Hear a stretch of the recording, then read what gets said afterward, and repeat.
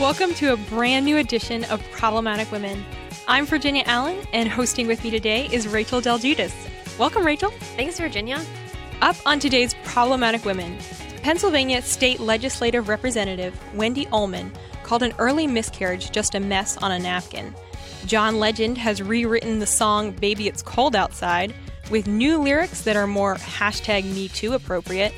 HHS proposed a new rule that would lift a grant ban on faith-based adoption agencies. The Conservative Millennial Allie Stuckey shares her wisdom for young people and how she's balancing being a mom and having a powerful career.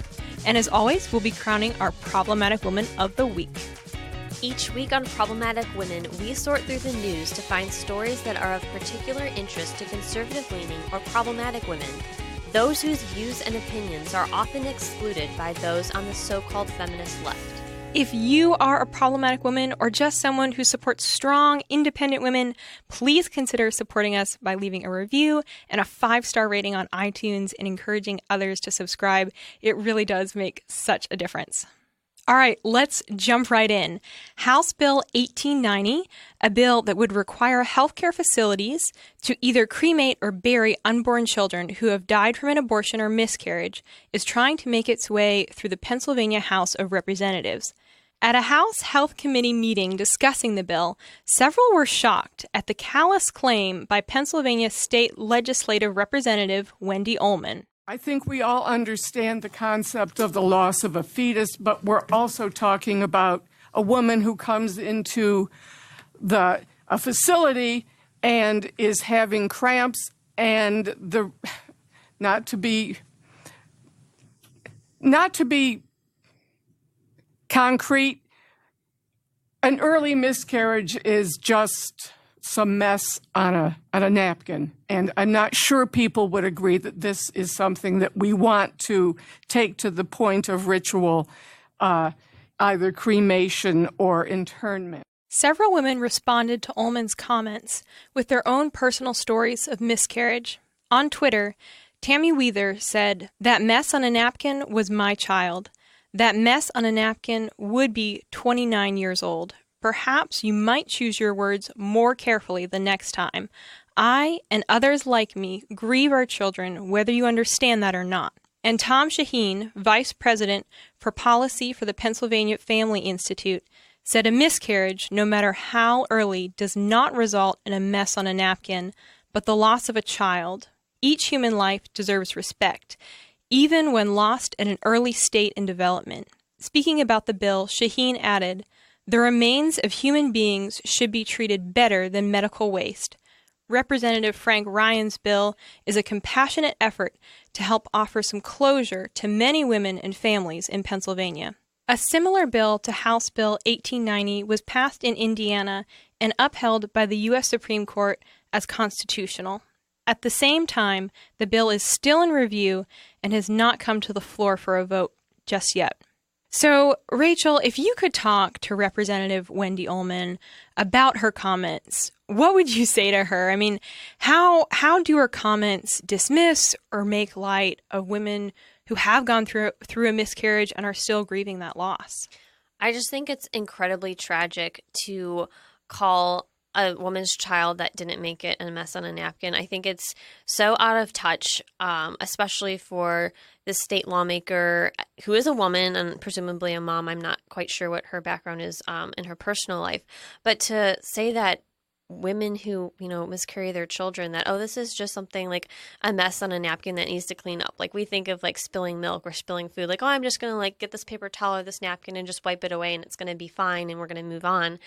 And sadly, I mean, when moms have miscarriages and a lot of times, siblings are involved, they know a sibling has been lost. That's a very impactful situation in life. And for her to say that, that's very demeaning, and it makes light of something that is honestly a death in a family. While it might not be someone like a grandfather or a parent or a sibling who has been around for a while and people have gotten to know, you still feel a very tangible loss. I mean, on a personal level, my mom had 3 miscarriages after I was born. So I think that she had the 3 after I was like about 12. So I was old enough to know what was happening, old enough to know what an impact it had on my mom. And for one of those miscarriages, she actually lost a lot of blood and almost didn't make it. So not only is this demeaning to moms who are losing a child, but sometimes when moms have miscarriages, it can be a very life-threatening event just because something happens and they're compromised physically. So I think she's a little bit out of line here, and we need to have more understanding and compassion, especially as women, to fellow women and moms in our lives who go through things like this. Yeah, I was thinking, that moment when you're told you're pregnant, instantly, Exactly. you're starting to prepare emotionally, your body's preparing physically. There's so much going on in your heart and mind. And, whether that is a month into the pregnancy or 8 months in, it's still incredibly traumatic and something that, we need to be supporting women through that process. So definitely, Ullman should have chosen her words more carefully. Mm-hmm. It's really too bad. But Rachel, why do you think that asking clinics to bury or to cremate unborn children is so controversial when this bill won't even restrict abortion access? I think it's astounding that it is so controversial. And I think part of it, and maybe this is just my opinion, but if we take a step back and think about this for a minute, is that we've become a culture that is so just like abortion, morning after pill, and killing an unborn child. It's become commonplace. And so I think that now that, some legislatures are considering, what about burying a child or cremating and actually treating it like a person? I think there's part of society that, I don't know, maybe if they're shocked or they're convicted, or maybe it's a little bit of both. But I think there's this response like for so long, and maybe it's kind of like subconscious. I don't know if some people even realize it, but I think some of this has to do with the fact that we're just like, wow, we're treating these unborn children, we haven't treated them as humans, and now there is this call to treat them like humans, and people are somewhat shocked by that because we haven't been for so long. I mean, since 1973, abortion has been legal commonplace, and we haven't been treating these lives with dignity or respect. And so I think that's where part of this pushback is coming from. And I think it's just sad to see, like, we should be able to treat these unborn humans that, didn't make it as, treat them with dignity and respect and give them a burial. I know people, even for myself and others, who take this very seriously. Like they've, gotten a plot in a cemetery for their child that passed away through miscarriage. I know others a little bit different of a situation, but for stillborn babies, my dad's an artist and he's been commissioned to do paintings of babies after they've, been buried. There's been photos maybe taken in the hospital room, and just being able to have that closure and honoring the child as a person and not just like some passing thing that didn't make it, because they are a person, they're part of a family.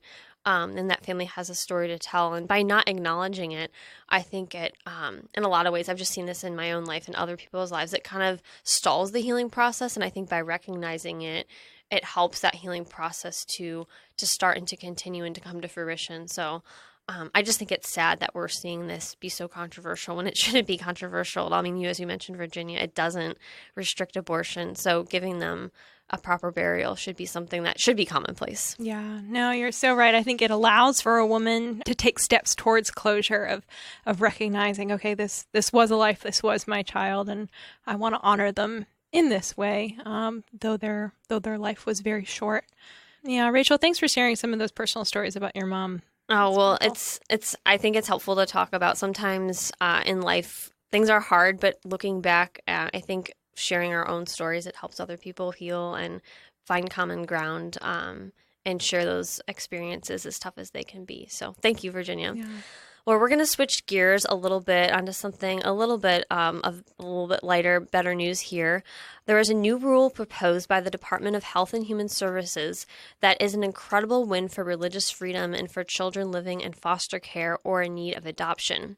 This new rule rolls back the hastily made policy of the Obama administration that blocked religious adoption and foster care agencies from receiving federal government funding if they stood behind their belief in marriage being between one man and one woman.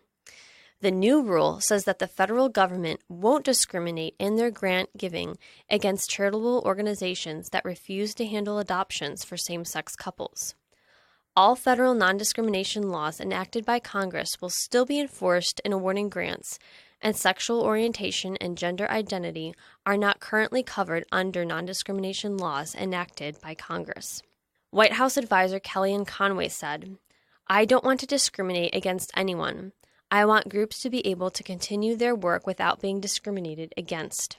Tony Perkins, president of the Family Research Council, said, "Under the proposed HHS rule, faith-based adoption providers will no longer have to choose between abandoning their faith or abandoning homeless children because the government disapproves of their views on marriage." However, there are LGBTQ activists who are not happy with this proposal, arguing that it is a discriminatory act that would hurt a marginalized population. So, Virginia, I'm curious. There's one argument from the LGBT community that is saying that this proposal will limit the number of homes that kids can go to. Do you think this is true? I think it's the exact opposite. What we've seen is that legislation is passed that says that Christian organizations have to offer adoption to same-sex couples, that, those agencies are put in an incredibly difficult position where they're forced to choose between their religious convictions and doing their jobs, helping the children that they so desperately want to help, and that it's their job to help. And I mean, for example, Catholic Charities has had to close a number of their organizations all over the country because of this, because they refuse to bend on their faith. We saw that when the state of Illinois cut off its partnership with faith-based agencies after Obama's rule, 1,500 foster homes were lost. I mean, that is so many children that could be placed that really overnight, there's all of a sudden this lack of foster homes, something that there's such a desperate need for. And right now, in the foster care system, there's about 440,000 children across America. That's according to the U.S. Children's Bureau. And just in 2018, we saw about 10,000 more children enter the foster care system than exit. So, we can't be looking at this through a political lens. Our lens has to be the children first, and, what is the option? What is the legislation that is going to allow for the most amount of adoption and foster care providers to be able to do their jobs, to be able to serve, to be able to love kids well? So yeah, this argument from the LGBTQ plus community is just simply inaccurate. I'm curious to your thoughts on the fact, and you mentioned this briefly, Virginia, but the fact that this has become more about politics than what's really what children need and what children's rights are. I was actually talking to a friend of mine who is looking to adopt with her husband, and she was telling me just how people are waiting in line in this country to adopt, and there's so much that has to happen when it comes to, reviews and home visits and all that, which is like good steps that are in place to make sure children and foster children are going to good homes. But she was talking about how in, so many other countries, the process is so much quicker. So I feel like there are so many ways in this country where we could just make the process more streamlined to get these kids to adoptive families and foster homes. And so do you see this also, as you mentioned briefly, about this being more about politics than what's best for kids? Yeah. No, I mean, within the world of adoption and foster care, there is so much red tape. It's very expensive. It's difficult. There's a lot of hoops to jump through. So that's certainly something that needs to be improved, needs to be streamlined, while, of course, still upholding very high standards to make sure that we're protecting kids. But yes, we're seeing that adoption and foster care has become sort of this political football that people throw around because kids are young and they don't have a voice. And so it's easy to quickly make it political. And, I understand the argument that same-sex couples should be able to adopt, and whether or not, you agree with that or whether or not I agree with that, like I understand, that perspective. But last night I took just about 30 seconds and Googled, adoption agencies that offer services to same-sex couples. And in about 30 seconds, I had a list of like 40 organizations. So it's not hard to find organizations that will work with gays, with lesbians. They are out there. They're more than willing to work with them. So it's foolish then that we would say, well, but everyone has to abide by these rules. You know, it's okay for the faith-based organizations to only work with the families that they feel comfortable working with, because there's plenty of options out there for everyone. And again, it has to come down to, at the end of the day, we have to be placing the needs of kids first. Exactly. There should be space for both. And I think in a way, too, it's a little bit arrogant and a little bit out of touch to make a social movement about, marriage and gender equality all about, forcing that on kids and saying, oh, we're going to fight this battle and make our kids suffer. I just think it's out of touch and honestly uncaring. Yeah, I agree. All right. Well, we're going to take a quick break because I want to tell you about one of the other awesome podcasts that we have here at the Heritage Foundation. If you ever find yourself overwhelmed by the 24/7 news cycle, you might want to check out the Daily Signal podcast, which brings you the top news of the day every weekday. I co-host the Monday edition with my colleague Rob Bluey to bring you interviews with lawmakers, authors, and conservative activists. And of course, we always start your week off right on Monday with a good news story. So if you're a conservative who wants to be on top of the news, check out the Daily Signal podcast, available every weekday morning. All right, welcome back. Rachel, cue the Christmas music. Hey, baby, where you going? I really can't But baby, it's cold outside. I've got to go But away. baby, it's cold outside. This evening has So been happy that you dropped so in. very nice. I'll hold your hands. They're just like My ice. mother will...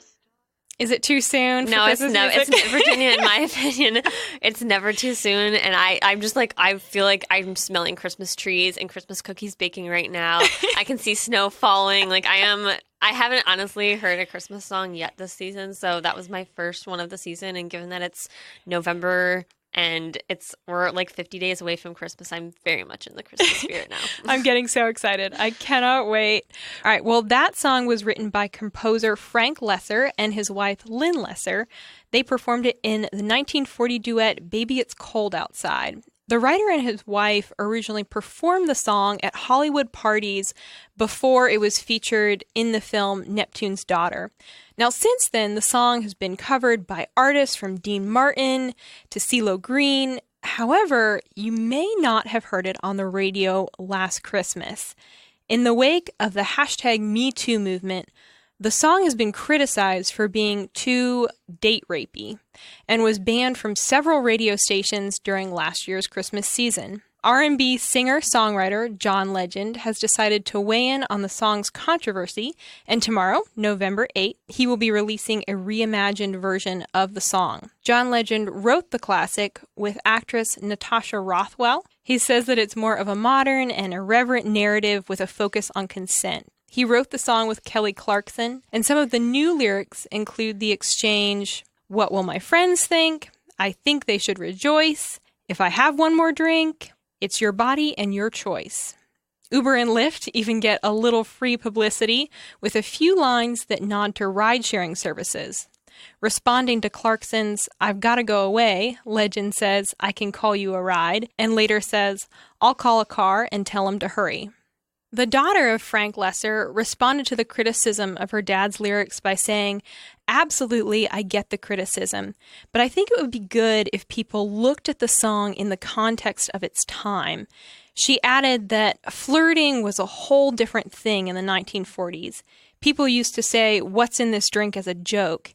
If you know, this drink is going straight to my head, and so what's in this drink? Back then, it didn't mean you drugged me. So, Rachel, what do you think about this? Should Legend have rewritten the song? Is that a good thing? I'm kind of torn about this because I do love this song, and I think it's important to look back at what Frank Lesser's daughter was saying about the context of the song. It's a classic song. I feel like no one on the radio would hear it today. And it's a Christmas song for the ages. I mean, it's something that we've grown up with, that generations before have grown up with. And I think it's important to talk about that. You know, this is not a song that is in any way making anything like date rape or drugging someone or anything like that, making that like acceptable or okay. I mean, John Legend is free to do whatever he wants with his talent for music and, you know, his work in the entertainment field. But I think, you know, for him to say that, it seems like this is sort of like he's wanting to see this as a replacement for Baby It's Cold Outside. And I'm not having any of that personally. I'm like, I will keep the original. Let's take it in its context. I'm also bothered by the fact that he's including It's Your Body, It's Your Choice.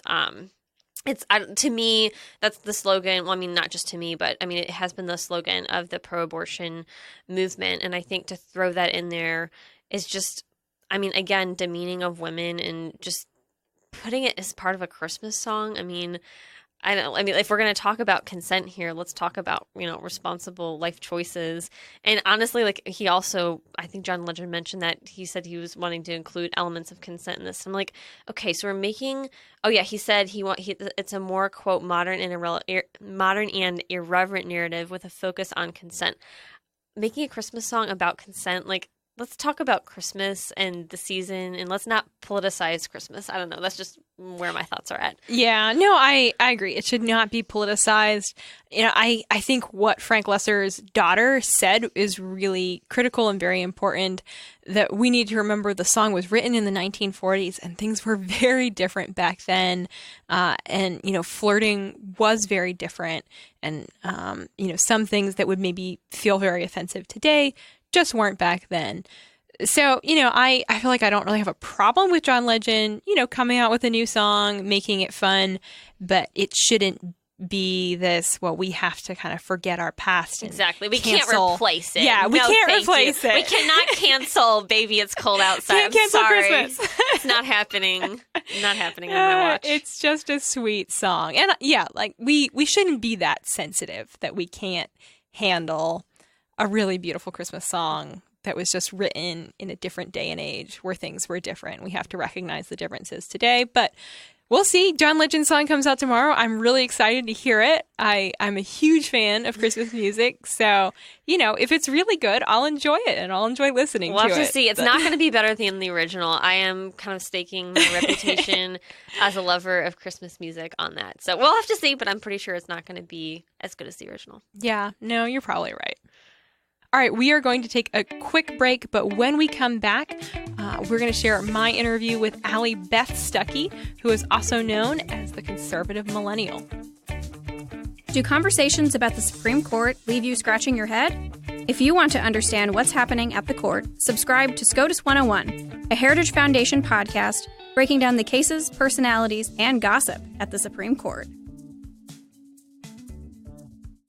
I am joined by Allie Stuckey, political commentator and speaker and host of the Relatable Podcast on BlazeTV. Allie also has a blog called the Conservative Millennial. Allie, thank you so much for joining me. Yes, thanks for having me. So, Allie, you call yourself the Conservative Millennial. What led you to start speaking out so boldly on conservative public policy? So that's kind of the name that I used, or the title of the blog that I used a couple of years ago when I started. Since then, I've kind of moved on to mostly be known as the host of the podcast Relatable, but that's still the moniker that a lot of people know me by, because when I started in 2015, and I know that doesn't seem like very long ago at all, it was even a little bit more scandalous or surprising then to hear what seems like a paradoxical term, conservative millennial. Now, thankfully, even though it is rare to be both a conservative and millennial, there are a lot of conservative millennial commentators. I'm certainly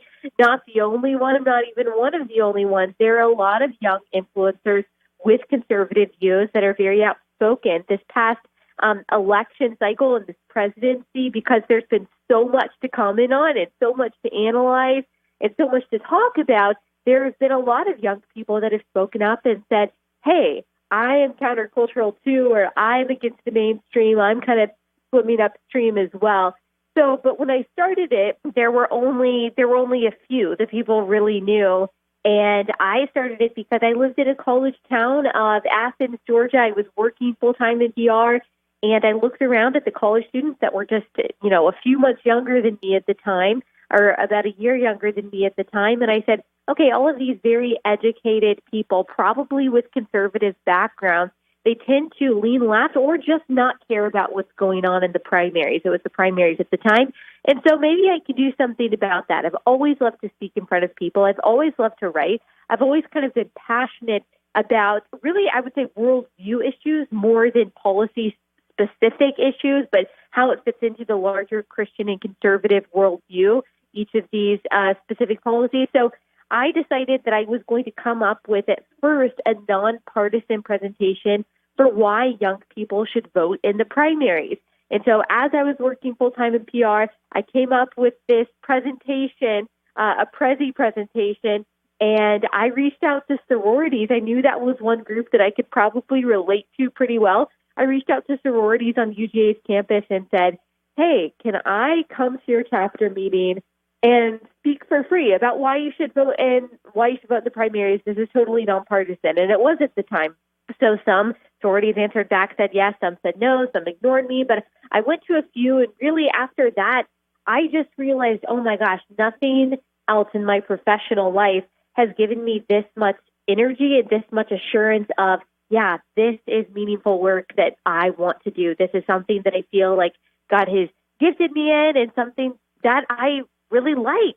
And so I decided, okay, maybe I can kind of pursue this as a little bit of a side hustle for a while. And so I decided to start a blog that's obviously not nonpartisan, called The Conservative Millennial. And I would just comment on the debates and analyze different things. I remember one time I made a flow chart for young people to try to decide whether or not they should vote Republican or Democrat. And that kind of went in a very small way viral because it actually helped people understand which side they're on. And I just kind of thought to myself, I love this. I love being a voice in this. And for a long time, it was really just a hobby. I wasn't getting paid in any way, wasn't getting paid to write articles. I wasn't selling advertisements. I didn't have any kind of company or sponsor behind me saying, hey, you should be a voice, or anyone saying, hey, this is a money-making opportunity for you. No, I just had a few hundred followers, and I just kind of kept going because it was fun and because it was something that I felt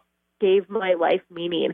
And then I started making videos, and eventually, after a few months of doing that, the videos started kind of picking up traction, so getting hundreds of thousands of views, and that was at the end of 2016, towards the election. And then a few months after that started happening, my husband and I moved to Texas, and that's when I got hired by the Blaze, and that was my first job in the media.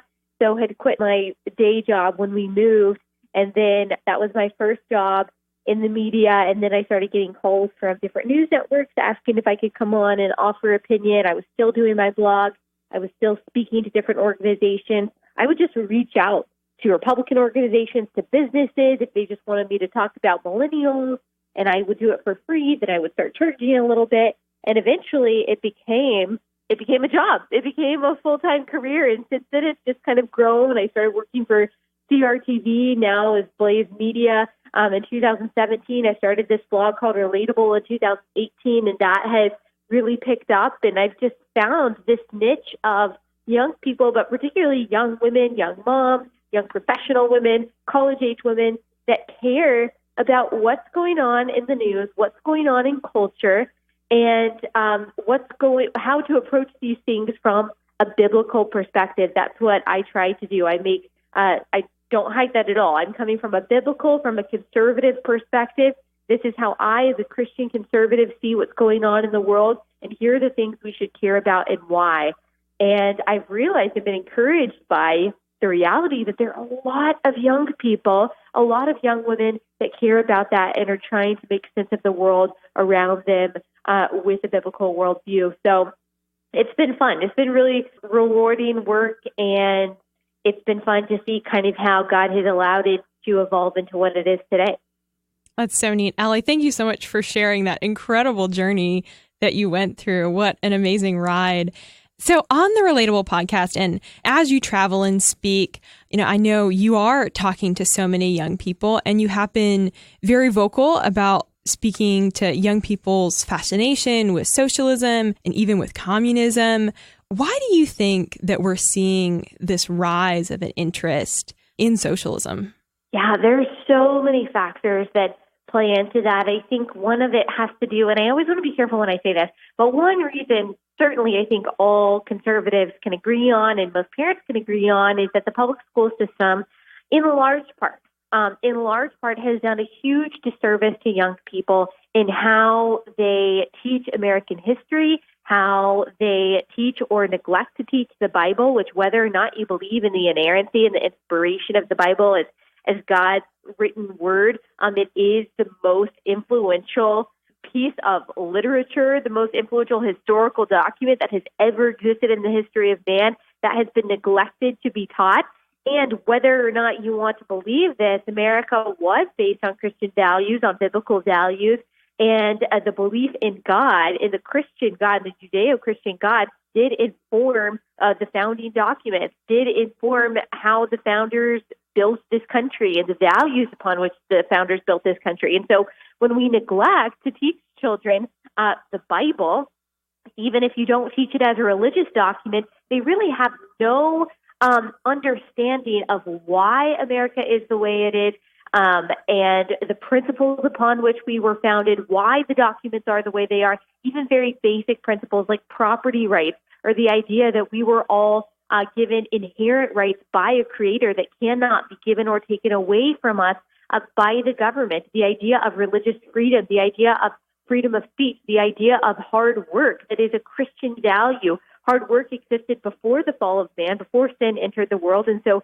we see work and earning what you have as an inherent good that is good for the dignity of the human being. But when you don't have a biblical context or even just a moral context for any of the things that have made America good, so hard work, the family, raising children, getting your values from the family unit, from your church, from your community, rather than from the government, or rather than from just some arbitrary idea of moral relativism, what you do is instead of turning to something that's bigger than yourself, like God or your church, you kind of turn inward and you start believing in things like moral relativism, and you start believing that you are your own God, the arbiter of your own truth. And I believe that self-centeredness always leads to a dependence on the government, because if God is not your moral lawgiver, you are going to look to the government to take care of you and to tell you what is right and wrong. So that's a lot of different factors that I could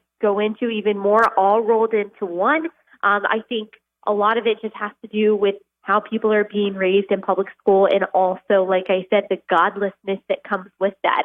Every single country in which the government has grown, religious freedom and dependence and faith in God has waned. That's not to say that churches in China aren't very strong, because they are amidst persecution.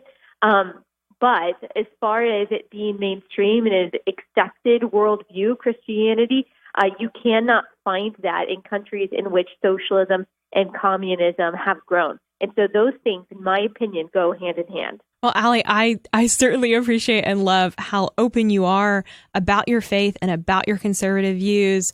But obviously, not everyone is on board with those views. And with being now more and more in the public eye, how do you handle the backlash or the negativity that you're getting from people who don't agree with you or who even oppose you? Yeah, I think I definitely get more hate for being a conservative than I do for being a Christian. But it is kind of an interesting intersection, because while there are a lot of conservative Christians who allow the Bible to inform their politics, it's a little bit interesting, because on the one hand, I could get Christians who say, okay, I really like you talking about the Bible and I like your biblical views, but I hate your politics. I don't understand how you could vote for Donald Trump. I don't understand how you could be a conservative because their view of the Bible is different than mine. And then you also have, on the other hand, you have people who say, okay, I really like your politics, but I hate when you talk about the Bible because I don't believe in the Bible and I don't believe in God. But, I mean, to me, it's worth that to reach what I believe is a group of people in this country who feel neglected, feel like they are not fought for, and that's also why they like President Trump and his administration, because finally they feel like they have someone in Washington, D.C. who has their interests at heart. But as far as in the media, they feel like there are so few people that advocate for them, that represent their values, and not just in a, hey, God, guns, and small government kind of way. There's nothing wrong with that. But someone who is outspoken about their faith, who is willing to talk about the gospel, who is willing to talk about the Bible being the inerrant word of God, and who Jesus was, and how that biblical worldview actually informs our politics. People are hungry for that. So to me, it's worth some of the hate that I'm going to get. It's worth the polarization that I'm going to get. There's no doubt that if I drop talking about God, I would probably have a bigger audience. Or if I drop talking about politics, maybe I would have a bigger audience on that side. But to me, this intersection is really important for Christians to explore. It's really important for Christians to care about what's going on policy-wise, news-wise, culture-wise. It matters. So I'm okay with the hate. Of course, I mean, it's not fun. I don't like being trolled on Twitter. I don't like, organizations on the left who paint people with traditional values as these, terrible bigots that hate people, which could not be further from the truth. But, it's kind of part of it. If you can't stand the heat, you kind of have to get out of the kitchen. And for now, I do feel like God has called me to this arena. So we'll see. Yeah, that's wonderful. Well, I want to shift gears for a moment and talk just a little bit about work-life balance, because you are a wife and a mother now, but you have this career that is continuing to take off. How are you balancing those things? I would be lying if I didn't say that it was difficult. It is difficult, especially in those first few weeks after maternity leave, figuring out how to balance it, because there's just a natural drive that we have when we become parents and it's good. It's a wonderful thing, and it should be responded to take care of our children. And having to split time between that and work can be very difficult. It's not impossible, but it can be very difficult at first. And so I have tried my best to spend every spare ounce of energy, every spare ounce of time that I have just being a mom. Not just being a mom, but, exclusively being a mom, and paying attention to my daughter and making sure that I don't miss these small moments that I know are going by so quickly. At the same time, there are times that I need help. I need help from, my husband. I need help from my mom. I need help from community. And just taking care of her while I am able to spend some time. I do work from home, but while I'm able to spend some time either writing or speaking or doing an interview like this. And so it's good. I feel like God has given me a lot of resources and a lot of help and a lot of family close by that's been able to supplement the care that I can give her. And I think that's necessary for all moms, is to be able to ask for help. I mean, Hillary Clinton very rarely says anything that's true, but she did say, and probably in a different way than I believe, but she did say a long time ago, it takes a village to raise a child. And in some ways, she is true, in that it does take community, churches, neighbors. It takes your parents. It takes your in-laws. It takes your spouse. It takes their siblings to all help and come together and to raise this child into a confident person who believes in the values that you've set forth for your family. It's difficult. It's definitely difficult to strike that balance. But I'm learning, and I'm trying to learn from moms who have come before me, who have worked, who've had similar or even different situations than I have, more demands than I have professionally, and how they did it and how they were able to maintain their job without neglecting their first responsibility, which is to their family. So I'm figuring that out. But I'm very thankful for the situation that I have, that I get to work from home and I get to be close to her all day long, even when I'm, doing interviews and writing and things like that. Yeah, it's very special. Well, and Allie, your grandmother recently passed away, and I know you shared a little bit on social media just about, that she meant so much to you and the important role that she played in your life. And, as you were speaking about mentors and learning from other moms and learning from your grandmother, would you take a moment just to share a little bit about the important role that mentors do play in our lives and have played in your life? Yes. So I had a wonderful grandmother. She lived with us until I was 13 years old.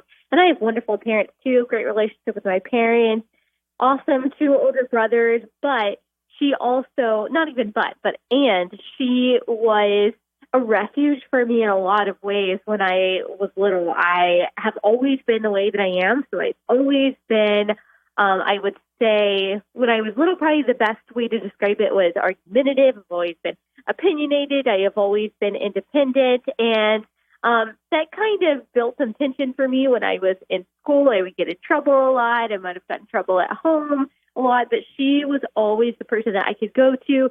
She would be on my side. She would believe in me.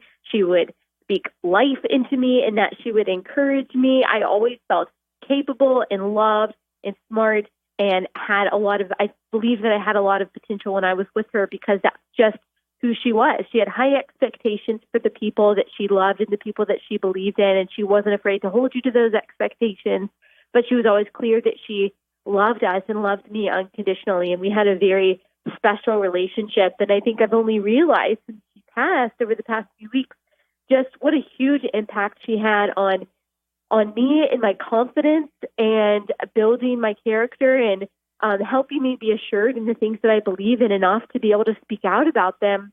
And I'm so thankful for that. And so something that I encourage young people to do, it's very trendy right now to make fun of the older generations, Millennials and Generation Z, make fun of baby boomers as, being out of touch or not laying a good foundation for us, which every young generation likes to criticize the older generation and thinks that we have it all figured out. But the reality is that whether or not that generation was perfect, which no generation is, I think we know that for sure about millennials, whether or not you like that generation, I do encourage young people to seek out a mentor because they've got a lot of wisdom to pass down to us.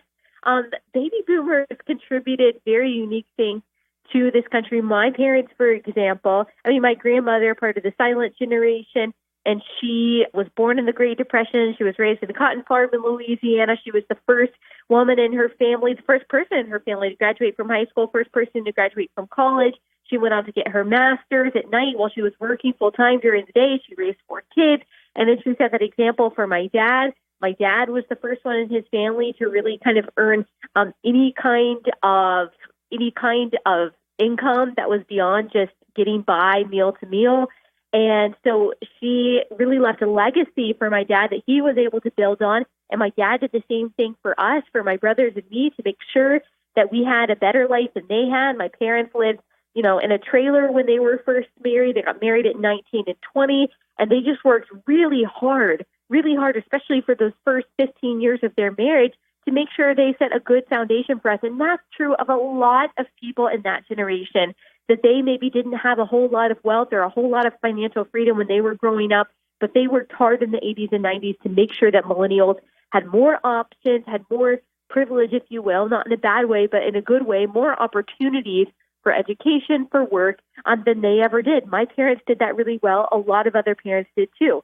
All of that said, for any flaws that baby boomers have, there are a lot of good things and a lot of good wisdom that they can pass down to us about hard work, about leadership, about saving money, about just being wise, and even politics, the importance of free markets and capitalism. I feel like since I graduated from college, I have gone to my parents way more for advice than I ever did growing up. And I guess that's just kind of how it goes. The more you know that you don't know, and you reach out to people who know more than you to kind of guide you. But I'm thankful. I'm so thankful for the wisdom that my parents have been able to give me. And I honestly feel like that has been my leg up in my, short career so far. That's been my leg up, has been my parents. That I have been able to go to 2 incredibly wise resources and say, I don't know what to do here. I don't know what choice to make. I'm at a fork in the road. Can you help me? Can you help me discern? Can you help me know what's wise here? Because here's what I want to do, but here are the other factors that I'm thinking. And gosh, my parents have been so helpful and so supportive in saying, here are the things that you need to think about, and giving me the freedom, though, of course, as an adult, to make the decision on my own. And I encourage young people, if you have that, if you have those resources in your parents, go to them, even if it takes some humility to do it. If you don't have those resources in your parents, seek out a resource, seek out a mentor, whether that's at work. And so maybe it's your boss, where you ask them to meet with you, maybe outside of work, and just pick their brain. What has made them successful? How have they been able to effectively manage people? What are some mistakes that they've made that they wish they would have avoided? Or maybe it's someone not at work. Maybe it's someone outside of work that you happen to know in the same arena or even another arena, but that you think that they can give you applicable wisdom to your life. I think that is so crucial. There's so many things that young people can do today to stand out among their peers. Unfortunately, there is a very low bar for hard work and for wisdom. For millennials and Generation Z, there are very few things that you have to do to be able to stand out from the other people in your generation. One of those people is seeking the wisdom of those that are older than you, those who have gone before you. It takes laying down arrogance and ego, which all young people, we all have at some point, and humbling ourselves to realize we don't know everything, and there are some people who have gone before us that do. Allie, that is such practical wisdom. Thank you so much for sharing. I want to make sure that our listeners know where they can follow you and find all your videos and your podcast. Can you share some of that information? Of course. So it's called Relatable with Allie Stuckey, and you can find that on iTunes, Apple Podcasts, Spotify, omni.SN. That's a website that anyone can go to. You can also go to blazetv.com/Allie. I'm not the only host there. There are a lot of hosts on Blaze TV that if you get a subscription, you can listen to and watch. And so that's a really good resource for conservative commentary from all different kinds of perspectives. You can also go to YouTube. Allie Stuckey is my YouTube channel. And so you can watch there. You can listen to all of my stuff and watch all of my stuff totally for free. I'm on Instagram at Allie B. Stuckey, I think it is. And then Twitter, you can look up Allie Stuckey. I have a Facebook page, Allie Stuckey.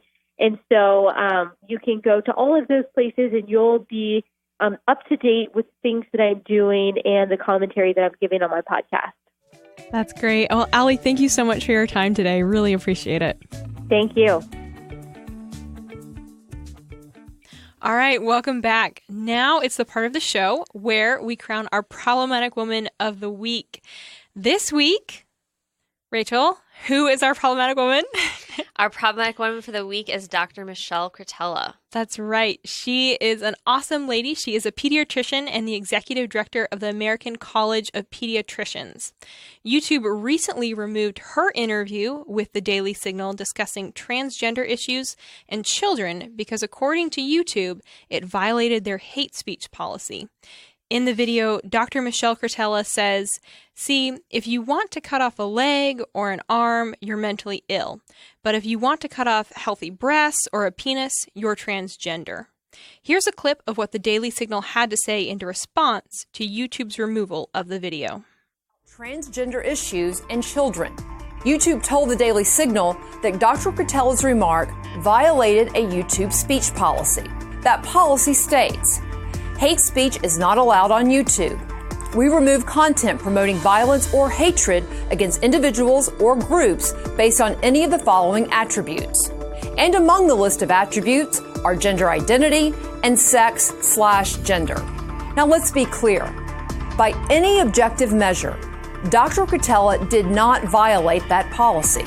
We agree with the spirit of the YouTube policy that every person should be treated with respect and that every conversation should be civil.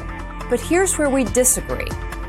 As our nation debates the whole issue of gender identity and parents consider whether to give their children hormone treatments, we need to have a robust, fact-filled, serious debate.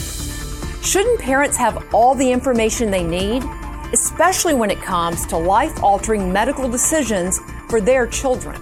And who better to All right, Rachel, what do you think? YouTube is a private corporation, and they do have the right to decide how they run their business. But obviously, censorship is very dangerous to society. So does this concern you that YouTube pulled the video down because they claimed that what Dr. Michelle Cretella had to say was hate speech? I think it's very concerning, and I think we live in America, land of the free, home of the brave, where we're supposed to be able to have honest discussions about what's happening in life, in our country, and, you know, whatever societal movement that we find ourselves in. And while we happen to be discussing the whole question of sexuality and gender, I think it's especially concerning that a doctor with so many years of experience that she has, she's worked with the American College of Pediatricians, and she has all of this experience. And for YouTube to say what this doctor is saying in her capacity as a doctor with all of the years of experience that she has is hate speech, for her to just give a professional medical opinion that's hate speech. I mean, where are we at? I think that's extremely concerning. So, I mean, yes, it's, you're exactly right, Virginia. YouTube is a private corporation. They should be able to make the calls that they want to make. However, I think we all need to take this as sort of, a very clarifying moment in our culture and be like, okay, this is a doctor speaking in her capacity professionally. She's not, calling anyone out. She's not demeaning someone who, identifies as LGBTQ. She's simply stating a fact as, a professional medical expert. And for her to be censored like that, I think we should all be extremely concerned by. Yeah, no, I absolutely agree. And I mean, she's not just sort of any pediatrician. Every pediatrician has amazing knowledge. They've gone to school. They've worked very hard. But she's the executive director of the American College of Pediatricians. She's at the top of her game. She knows what she's talking about. So you're absolutely right to just kind of instantly write her off because she said something that YouTube disagrees with and finds hateful. It's a little scary, and it definitely raises a really important conversation about censorship. In theory, free speech should be something that protects against certain amounts of government censorship. But because platforms like YouTube are the medium which many people use to express free speech, should these platforms be held to the same standards as the government, even though they're private businesses? I think holding private companies such as YouTube to the same standard as the government would be problematic, so I'm not willing to go that far. We don't want the government telling us what videos we can and can't watch. I think that would be going down a road that would be infringing on the rights of so many Americans. However, Virginia, as you mentioned, it is really problematic that a company with YouTube's expansive reach is censoring what a doctor's professional opinion is to the degree that they're censoring. So I think at the very least, it's opening up a discussion that's sort of overdue about censorship and what is appropriate to discuss. Yeah, and this is a topic that we're going to continue to cover at the Daily Signal. So please be watching our website this week, be watching our social media. We're going to be talking quite a bit about this. So, all right, that's going to be it for today on this episode of Problematic Women. Please join us next Thursday morning for a brand new edition of Problematic Women. And in the meantime, please subscribe and share. Conservatives need your support in the podcast world, and we would so appreciate a 5-star review on Spotify, SoundCloud, iTunes, or wherever you get your podcasts. It really does make such a difference. Have a great week, everyone. Problematic Women is brought to you by more than 500,000 members of the Heritage Foundation. It is a product of the Daily Signal produced by Kelsey Bowler, Lauren Evans, and Virginia Allen. Special thanks to our editor-in-chief, Katrina Trinko. We produce Problematic Women in remembrance of our dear friend and former co-host, Bree Payton.